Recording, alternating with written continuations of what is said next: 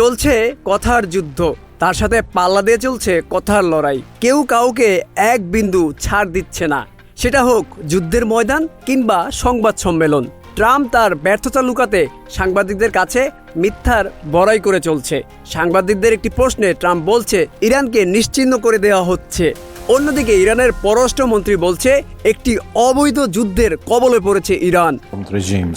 The United States and Israel. শুক্রবার আন্তালিয়ায় নাইজেরিয়ার বিপক্ষে একটি প্রীতি ম্যাচের আগে ইরানের জাতীয় ফুটবল দলের খেলোয়াড়রা মিনাবের শাহজাহরে তাইয়েবা বালিকা বিদ্যালয়ে নিহতদের প্রতি প্রতীকী শ্রদ্ধা জানাতে গোলাপি ও বেগুনি রঙের স্কুল ব্যাগ বহন করে। ভিডিও ফুটেজে দেখা যায় খেলোয়াড়রা কোচ ও স্টাফ সদস্যদের সাথে জাতীয় সঙ্গীত গাওয়ার সময় ব্যাগগুলো ধরে আছে।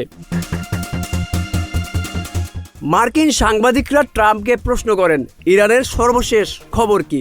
জবাবে ডোনাল্ড ট্রাম্প বলেন ইরানের ব্যাপারে তাদের নিশ্চিহ্ন করে দেওয়া হচ্ছে, তারা আলোচনা করছে, আমরাও এখন আলোচনা করছি।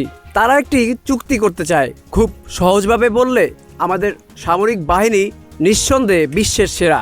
ইরানকে নিশ্চিহ্ন করে দেওয়া হচ্ছে।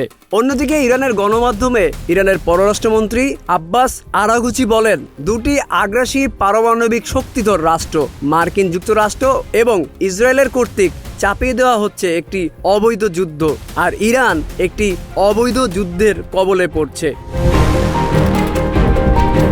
এই আগ্রাসী যুদ্ধ নির্লজ্জভাবে অযৌক্তিক এবং নৃশংস।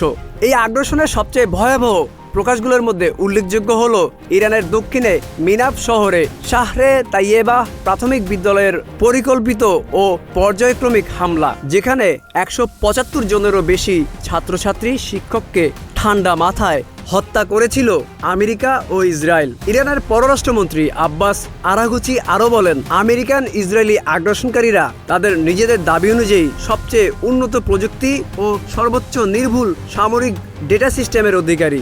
তাই কেউ বিশ্বাস করতে পারে না যে স্কুলটির উপর হামলা ইচ্ছাকৃত ও পরিকল্পিত ছাড়া অন্য কিছু ছিল।